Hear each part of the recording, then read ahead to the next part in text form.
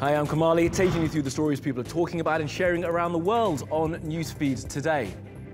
Is it time to delete your Facebook? Not while you're watching this, obviously.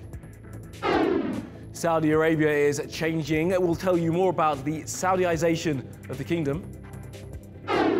I'll speak to activists in Sweden who are trying to cut out gun crime. And come over and watch the game, he said. We'll show you what happened when one family watched the Istanbul derby.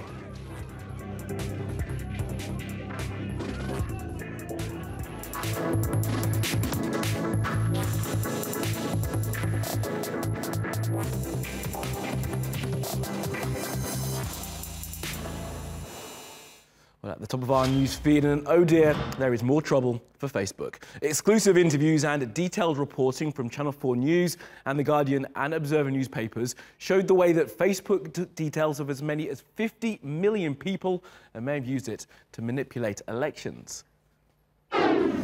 Now, the whistleblower Ed Snowden likens what's been revealed to being a recent surveillance company. He also says that rebranding as social media is the most successful deception since the Department of War became the Department of Defense. And as you can see, this Facebook executive has issued the obligatory apology, but the damage is, of course, done now. Philip Awira has been looking at this for us and joins us now. So, Philip, Facebook collects so much data about us. It's probably the case that they know more about us than we'd want them to know. Well, Kamali, I'm sure you've been part of these debates with so many people when they ask that Facebook has access to your microphone, then listen to you all the time. But that's not the case. Facebook does not really listen to your conversation. That's the good news. But the bad news is Facebook has several tools for which they can track you. In fact, they know you better than you know yourself. Now, one of the first ways of Facebook knowing where you are or how to track you is through your location services. Now, if you have your location services on the Facebook app, Facebook can trace exactly where you are at what exact point in time. For example, if you're near a store that sells cough mixtures to solve your cold, Facebook will know you're near there and you're going to get an ad for that cough mixture. Now, the second way Facebook tracks you is through Facebook Pixel. Now, there are hundreds and hundreds of thousands of websites that have this code embedded on them, which tracks your movement, whatever you do. So if you try to buy movie tickets, for example, and add to the basket, they know. They send that information back to Facebook. If you try to buy a bicycle online and put it in the ad on the basket, and on your basket, but you change your mind, Facebook will know. So that's the second way. And the third way of Facebook knowing how to track you is through your personal data. The most common way is through a loyalty card. So if you sign up for a loyalty card and give them all information, your income, your address, everywhere else, that information is sold off to the company, and the company in turn sells it to Facebook, and they match that data with your data. Now, the thing is, Philip, this is not like it's a government-run organisation. We don't have to be part of Facebook. We all give our consent. But there's something creepy about this, isn't there? Because we gave our consent to share pictures of our aunts and our nephews and happy family snaps, but not for them to know stuff that we don't want them to know. No, it is very creepy. In fact, we don't know what they know. In fact, there's a way of turning it off on Facebook, all those ads, but even with that, you still have no idea just how much information that's been collected by Facebook on your behalf. As I said, some of that information is sold by third-party companies that you didn't know, even through your loyalty cards. So they know your behavior, even if you sign up, even if you opt out of the agreements you had with Facebook. All right, Philip, thank you for following this for us, and we'll, of course, keep across this story for the rest of the day and the rest of the week. Of course, it's got massive implications for people like us, as journalists, like you, as news consumers, and for politicians, as Sarah Morris has been looking at.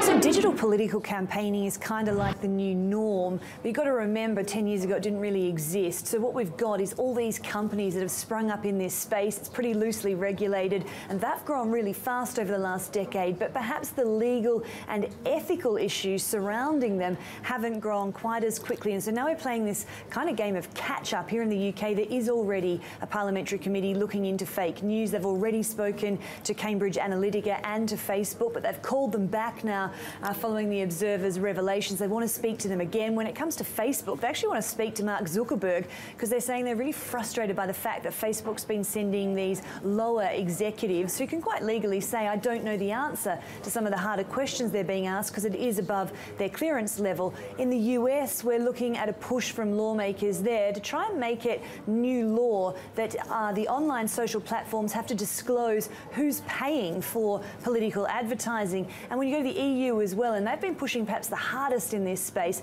they're looking for tougher penalties, tougher punishments for anyone who is found to be spreading hate or perhaps lies, fake news on Facebook, on any other type of social media. So basically what we've got here is it was left up to these social media platforms to do their own regulating, to sort of set their own limits, and it's clear that that didn't work. It didn't work indeed. All right, let's look at what else is trending on social media. Martina Navratilova won 18 Grand Slam singles titles, and each year is part of the BBC's coverage of the Wimbledon Tennis Championship.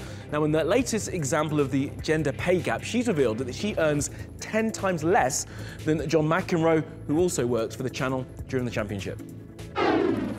These students are staging a sit-in. They were given detention after walking out of school last week to protest about the lack of progress by American politicians to strengthen gun control laws.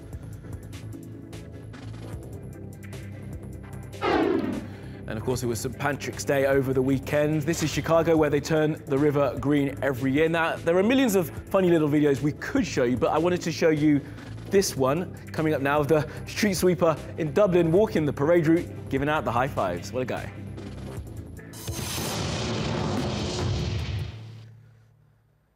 Now, the Saudi Crown Prince Mohammed bin Salman is making his first visit to the United States. He's working to change how his country is seen and what kind of nation it'll be in the future. One element of that is called Saudiization. There's so much happening in Saudi Arabia. Bans are being lifted, women are getting to do things they couldn't for a long time, and the Saudi Crown Prince Mohammed bin Salman is making Saudi Arabia great again. Well, for Saudis. Saudiization is part of the kingdom's plan to become more Saudi. This means increasing the employment of Saudi nationals in the private sector by replacing foreign workers with Saudi men and women.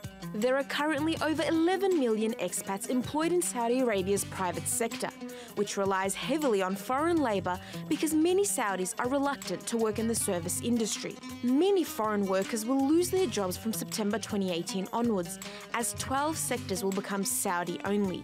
But Saudiization didn't just pop out of nowhere.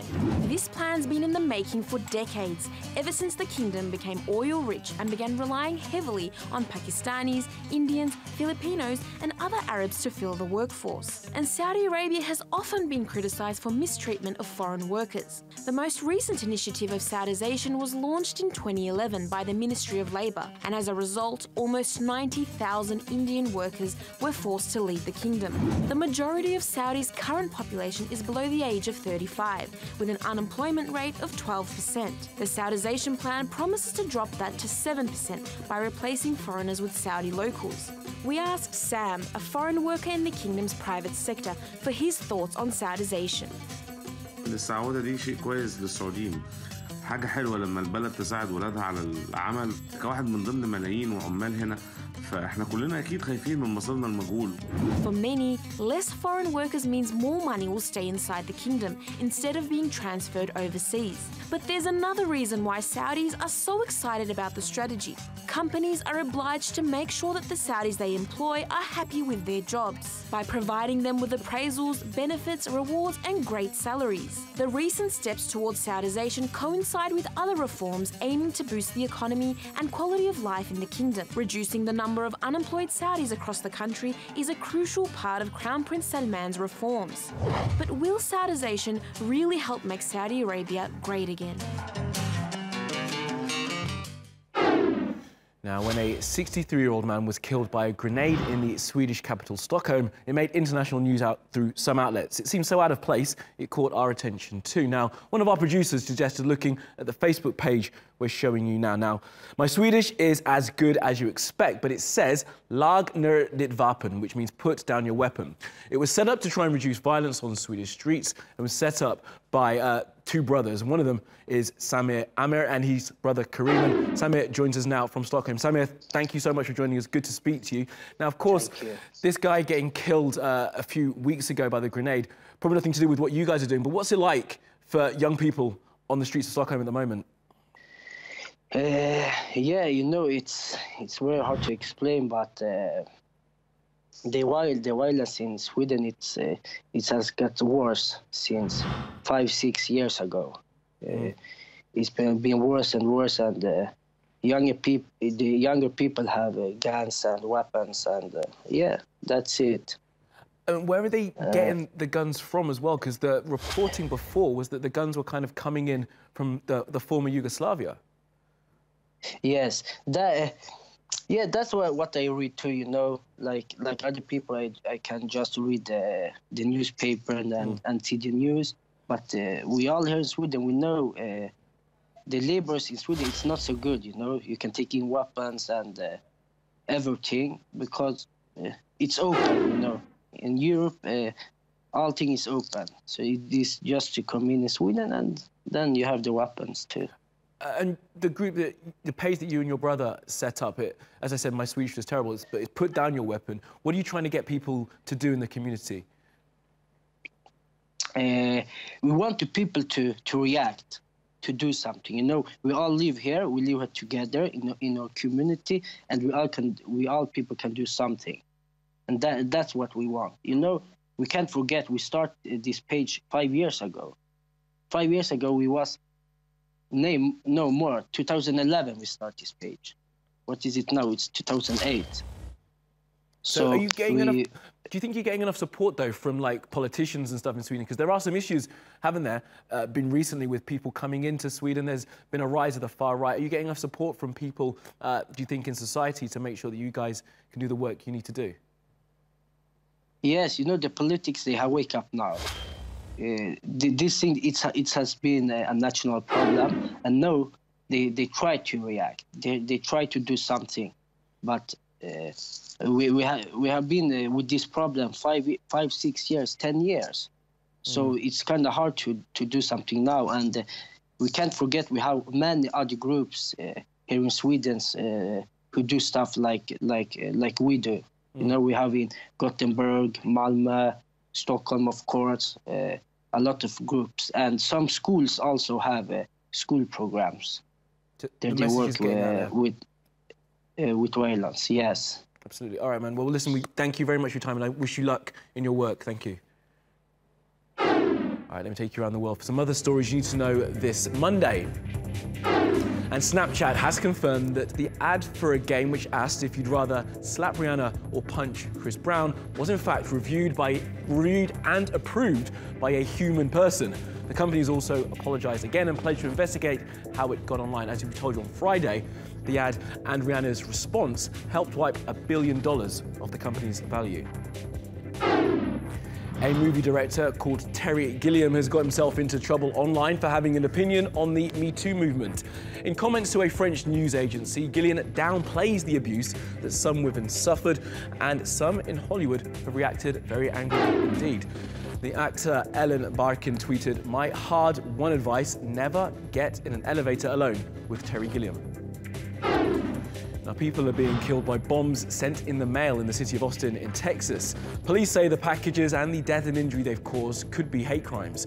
Now, people online have gone further, and they've pointed out that all the people hurt or killed have been black or Hispanic. This is Draylen Mason. He was killed last week when he opened a package that was delivered to his home. He was 17.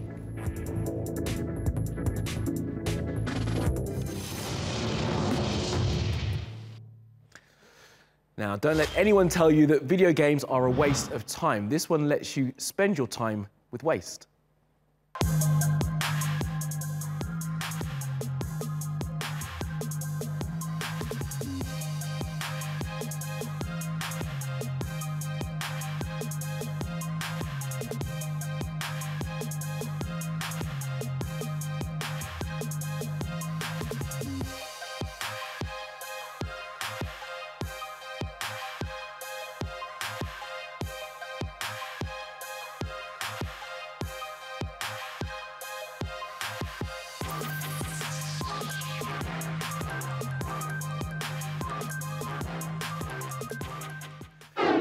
Now, it was the Istanbul derby over the weekend, and it's a huge game. Now, if you don't know, one team is from one side of the city, the European side, that's Galatasaray, and one team is from the Asian side of the city, that's Fenerbahce. Now, rivalry, of course, is intense, and when this family got together, it was always going to be a thing.